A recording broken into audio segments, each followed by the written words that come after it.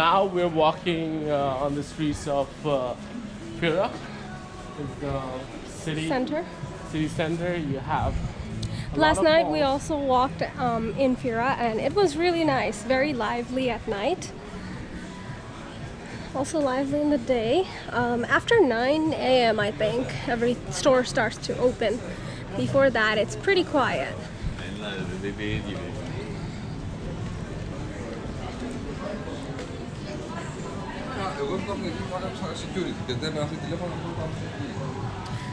Santorini was very nice. It is definitely worth the visit. The sunsets are definitely beautiful. The views are magnificent and actually magical right after sunset once all the lights start to turn on. But there is a big but. The hotels, all of them has 1,000 steps. So going up and down the hotels is kind of miserable. Oh, this is towards the cable car. We're not going towards the cable car. So as you can see, everywhere they have steps. Steps everywhere. And even the hotels have millions of steps just to get from one floor to the reception. If you need a wheelchair or walker, it will be extremely difficult for you to navigate around or even go to most of the points which are touristy.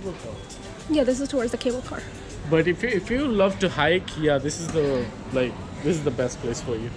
You get to hike even when you're getting out of your hotel. So some of the places that I would not recommend visiting, and I don't want to offend anyone, but we particularly did not enjoy, or if we were to come back or recommend to our friends, we didn't particularly enjoy Pirgos village, just because it was so confusing, and maybe it was because we parked in a weird place and the GPS was taking us in weird directions. It couldn't find directions, so maybe that's why we didn't really enjoy it as much. Maybe you will, who knows. Yeah. But we didn't enjoy it particularly. Megaluchuri village also, I mean, it's a cute little spot to visit, but if you have only a few number of days, I would not recommend going there. We did do the volcano tour, Nia Kamini and the hot springs. The volcano was a lot of walking, and you could barely see any smoke coming from top of the crater. I liked swimming in the hot springs though. The color of the water was completely orange, which was pretty cool. You can check out the video in the description. Fira, Stefani, and Iya. If you stick to this three, you'll be more than good. You will get the pictures you want for your Instagram. So I think if I were to do this again, I think I would stay one night in Iya, just because we wanted to wake up early for the sunrise, and it did take about half an hour to drive there and back. So if we stayed one night in Iya, that would have saved that time in the morning. Waking up was horrible and very difficult after a tiring, exhausting day. So I think that's something I would do. Yeah, again, if you want that Instagrammable picture in Iya, then make sure you wake up at like before 6 a.m. before sunrise. So see what time the sunrise is. Go there, because we woke up at 6 a.m. It took us like 20 minutes to the drive there, but even then people beat us to it. Yeah, and there was still a line. Yep. But once the sun actually starts to rise, it looks really beautiful. So you can take pictures right before sunrise, but right after the sun starts to rise, it's much more beautiful, although there will be a line. What else? Oh, the food in Iya and in Fira are quite expensive. So we did drive a little bit off to the smaller towns to have lunch and dinner, and at the local areas you can review those videos.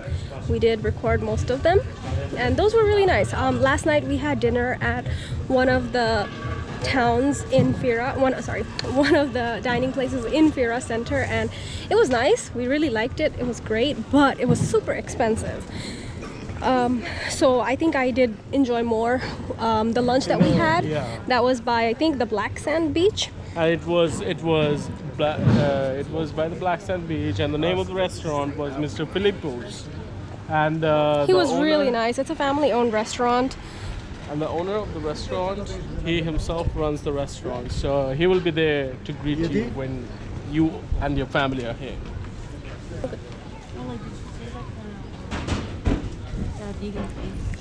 We also did go to the red sand beach and the black sand beach.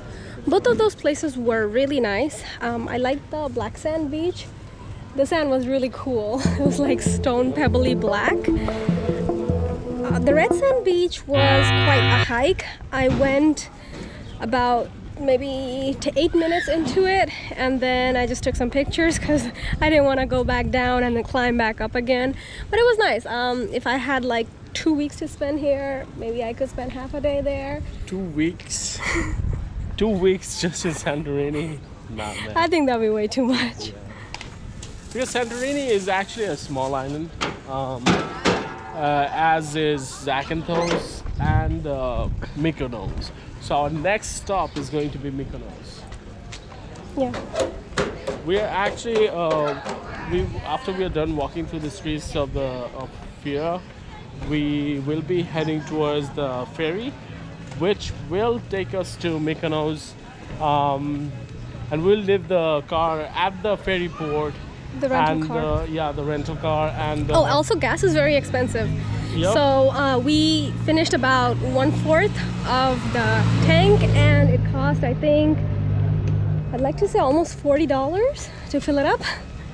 So that was quite expensive. I wonder how much a whole tank of gas would cost. Yeah. And, 40 euros, not dollars. And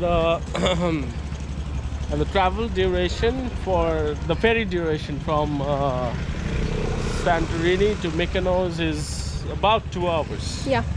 Yeah, so you can grab some snacks on your, like, while you're on the ferry, you can munch on them. Another advice is to go to the places in the afternoon where you want to go in the morning, if you want to go back in the morning, because it will be very difficult to find some of those spots. Even if you GPS locate them, pinpoint them, there's so many little stairs and steps. It can get very confusing in most of the cities. Especially I found in Ia. Pyrgos definitely, but also in Ia, it was quite confusing to go up and down the steps because my GPS kept showing me that my location is right there, but I couldn't find it, or I couldn't find a way to get there. Maybe it was like over one building or over one step, but I just couldn't find it.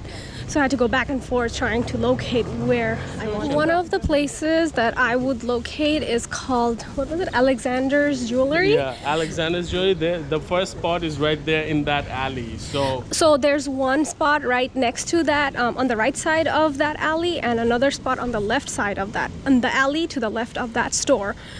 Those are really the two spots. There's another one further down towards the castle.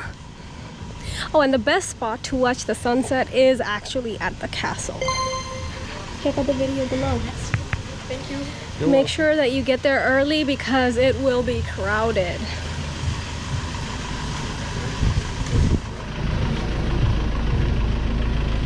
If you can get on top of the castle, that's really the best spot. You can see the sunset plus the background, the houses, and that makes for a magical picture.